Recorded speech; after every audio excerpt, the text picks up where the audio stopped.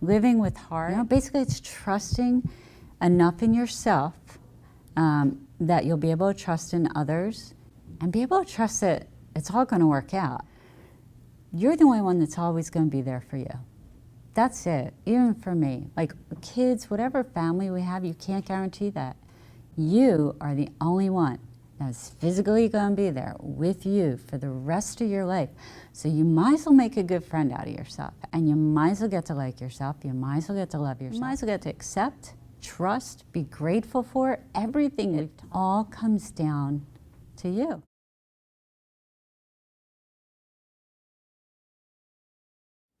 Hi, welcome back. God, today is Module 5.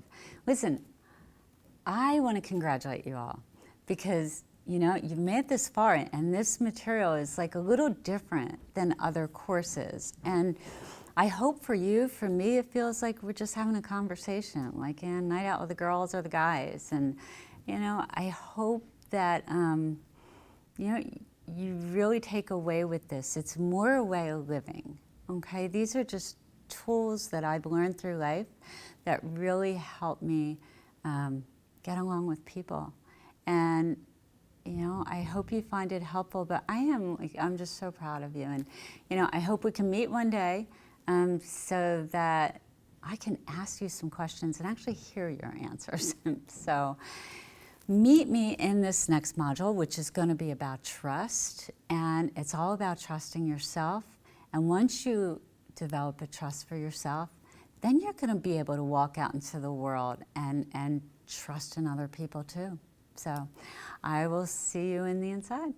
Hey, welcome to today's lesson.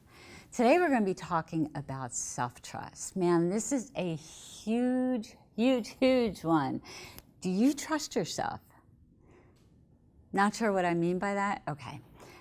Do you know what it's like to have that gut feeling, that gut instinct? Do you ever get you have a decision to make, and if you think of one possible choice, you get this feeling in your gut, yeah, that's on. But if you think of another choice, you get that I feel sick feeling, right? How many times in life have you had that I'm sick feeling and went with that choice? Why do we do this, right? And look, ever since I was 16, which is a long time ago, I listened to what my family told me over what my gut told me, and they kind of had me convinced I was crazy and I was wrong and all this. And, 40 years later, when I started to develop self-awareness and I worked through this heart, I realized I was right. That feeling in my gut never steered me wrong, but I ignored it for so many years because I didn't trust myself. So, today's lesson is I strongly encourage you to listen to that feeling in your gut, all right? If you get that queasiness, you want to throw up, don't go on that one. But if you get that yeah, this feels good, then follow that. Doesn't matter what anyone tells you, even if they're family. I made the mistake of thinking family who love you, they know better than I do. But you know what? The reality is my parents still love me and my ex still love me, but they had issues of their own that they were dealing with. So it had nothing to do with me. It was their own stuff. So I listened to someone who had their own stuff going on. So don't listen to anyone but your gut, because these are two huge, a lot of times, life decisions that we make, and we're not living our own lives based on what our intuition is telling you. Have you heard internal GPS, right? That's what your gut is. And going back to connecting mind and body, that's one of the reasons why the body's important. It's because that's, not to get all weird on you, but your mind's your ego, and your gut is your soul. That was in labor and delivery. I'm a home care nurse, but before that I spent years delivering babies. You know what? And there's this magical thing that comes out every birth I saw.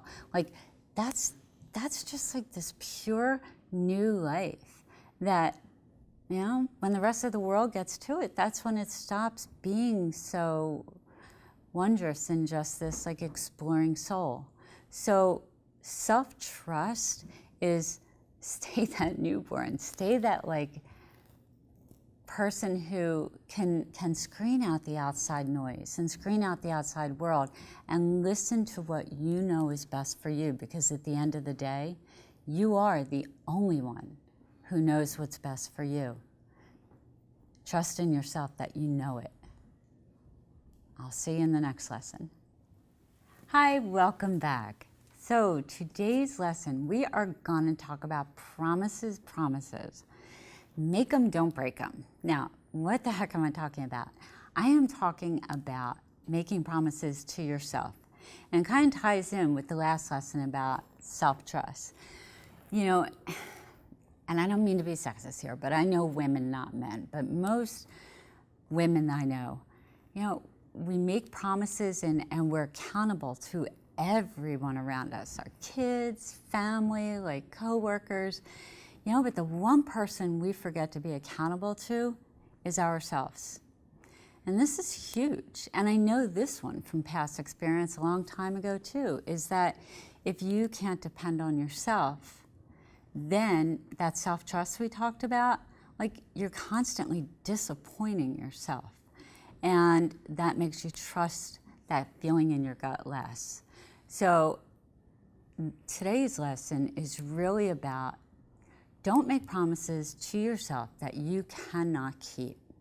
Now, we also do this, and I was like a huge #1 fan of this years ago, is that I put so much on my plate that I don't think probably anyone could achieve what I thought I could achieve in a day. And so tell me if this sounds familiar to you. You have a million things to do on your list. You've put all this stuff on your plate because you can't say no.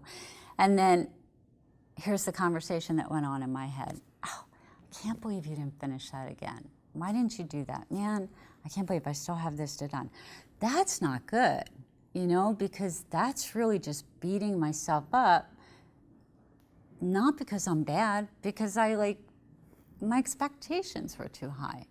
So the promises, I want you to really be realistic and to err on the side of putting too little on your plate versus too much. You know, think of how we are with our kids.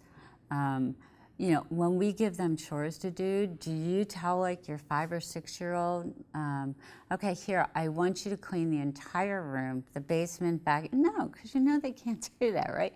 You give them something really tiny to start with so that it builds self-confidence.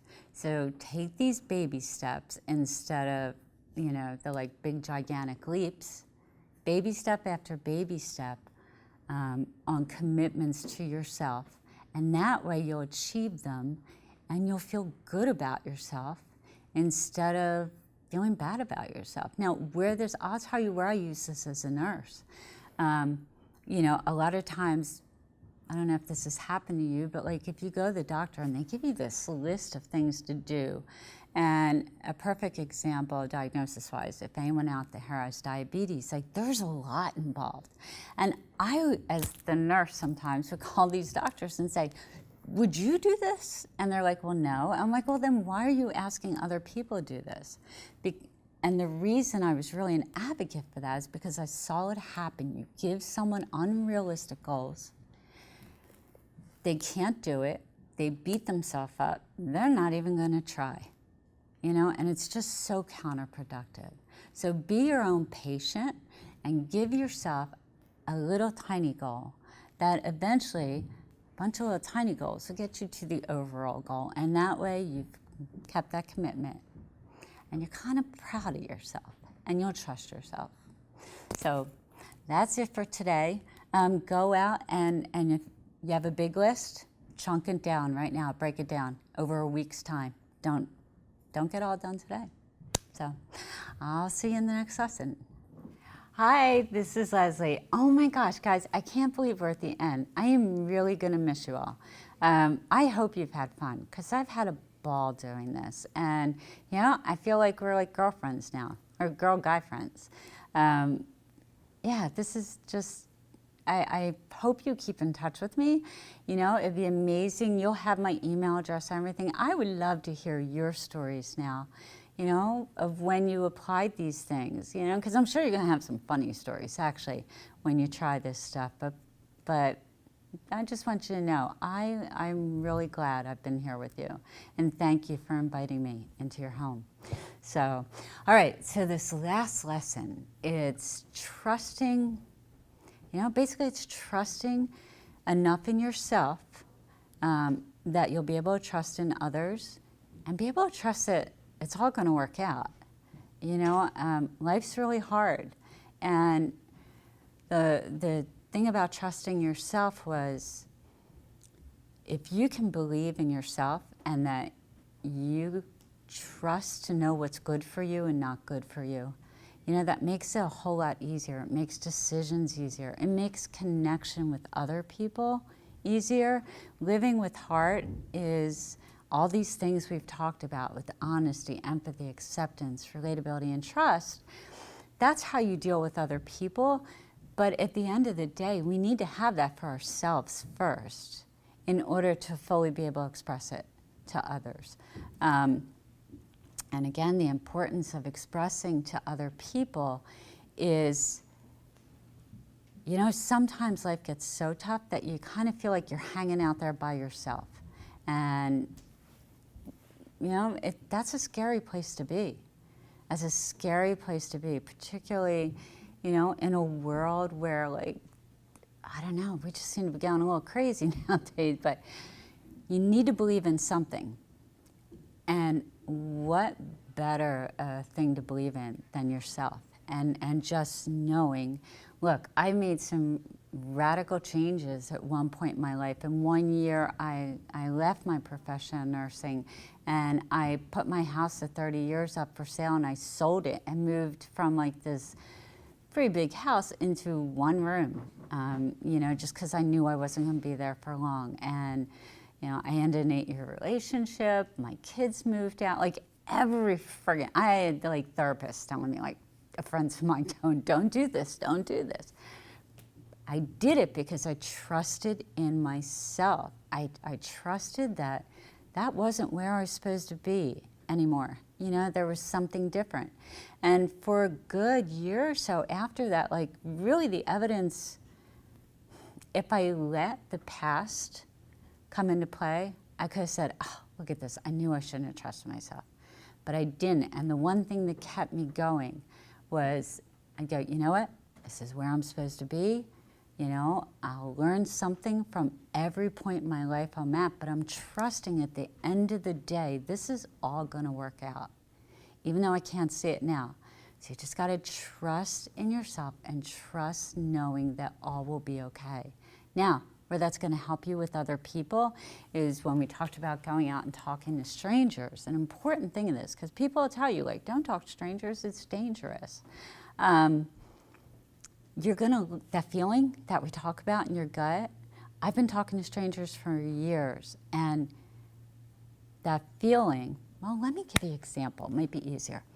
I do some crazy stuff, and I don't mean to put myself in dangerous situations, but it's just natural to me. If I see a homeless person, I'll, like, in winter, I'll say, hop in my car, like, get warm a little bit. Well, that's kind of dangerous, right? But it's not, because I've learned to trust my gut. So through the years of doing that, I've never been in danger. There was one time when I went to help someone, and it was a back alley, and I was walking down a main street, looked at the back alley, it looked like someone was hurting, and, you know, physically hurt. So I walked back, and I looked in this guy's eyes, and I got that feeling in my gut, and I went, not right, go. So I turned around and walked away. So that is why self-trust is important when you're dealing with the outside world, a world that you really can't control, okay? You listen to that and you say, danger, move, right? So, you know, I guess I'm summing this up with all these things we've talked about. You know, it all comes down to you. Because at the end of the day, I hate to say it, but you're the only one that's always going to be there for you. That's it, even for me. Like kids, whatever family we have, you can't guarantee that. You are the only one that's physically going to be there with you for the rest of your life. So you might as well make a good friend out of yourself. And you might as well get to like yourself. You might as well get to love yourself. You might as well get to accept, trust, be grateful for everything we've talked to. It all comes down to you. So, you know, trust in yourself. I believe in you. You believe in you. Okay. All right, guys. This is Leslie signing off for the last time. I'll see you in my email because I want to hear your stories. I'll talk to you later. Bye-bye.